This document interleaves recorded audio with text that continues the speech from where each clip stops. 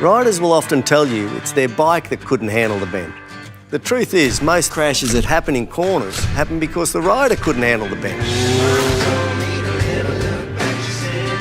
So what can you do to make sure you nail it? And how can your sixth sense help you stay in control?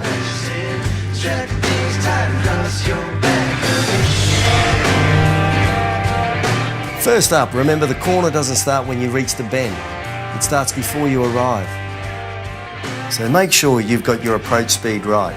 You should always aim to get your braking done before you enter the corner, never in it. Shed speed on the approach and wind it back on as you exit.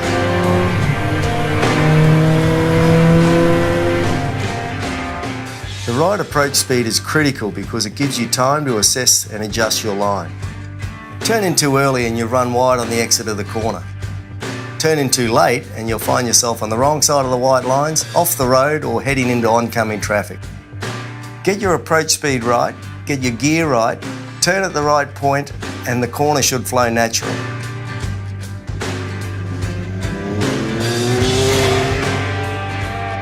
Next, what sort of corner are you heading into?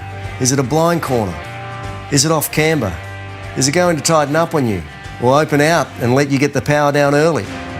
Even if you've never ridden it before, one way to work out what the next corner is going to be like is to look for the vanishing point. The point's where the two sides of the road meet up, just here. In general, if it moves away from you as you're going in, it's opening up. If it moves towards you, it's going to be tight. It's not foolproof, but it's a pretty good heads up.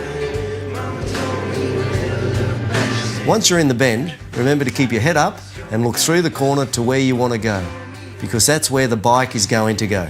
Start looking short or fixating on that gum tree at the side of the road, and the chances are you're going to be shaking the koalas out of it real soon.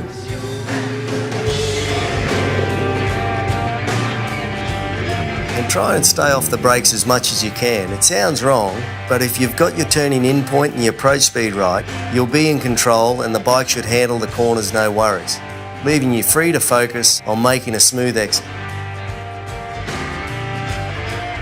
All of these things you can directly affect as the rider, but there are some things you simply have to deal with. The weather, for instance, can really mess up a corner. We all know to be wary of poor visibility and slippery roads when it rains. But bad weather can also increase the risk of debris or standing water remaining in corners long after the event.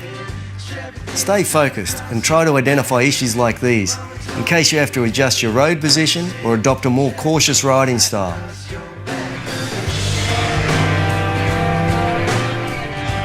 And then there's camber. Generally, a corner with positive camber is a good thing.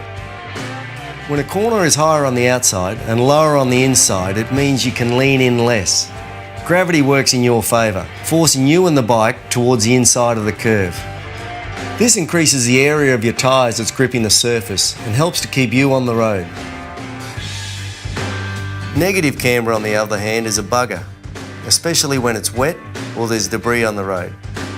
Because the corner is lower on the outside, you have to increase your lean angle. Gravity is now working against you, trying to push you to the edge of the road.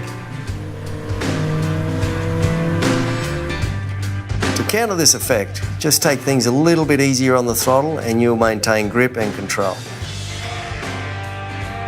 And remember, the angle of camber can change in a single bend or a series of bends, so never switch off.